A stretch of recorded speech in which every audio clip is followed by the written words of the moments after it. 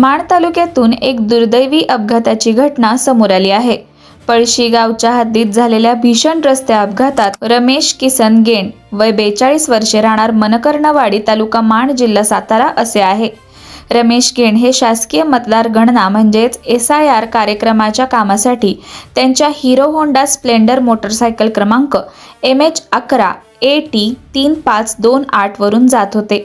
याचवेळी पळशीकडून मनकर्णवाडीच्या दिशेने येणाऱ्या हिरो पॅशन प्लस मोटरसायकल क्रमांक MH53D 1497 वरील चालक पांडुरंग लाला सोकर्डे राहणार पळशी तालुका माण जिल्हा सातारा यांनी वाहन निष्काळजीपणे अविचाराने आणि भरधाव वेगाने चालवत रस्त्याच्या चुकीच्या बाजूने येऊन रमेश गेंड यांच्या दुचाकीला जोरदार धडक दिल्याचे तक्रारीत नमूद करण्यात आले आहे।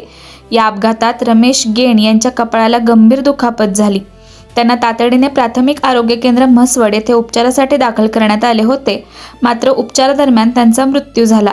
या घटनेनंतर मृत रमेश गेंड यांचे भाऊ निलेश किसन गेंड यांनी म्हसवड पोलीस ठाण्यात तक्रार दाखल केली।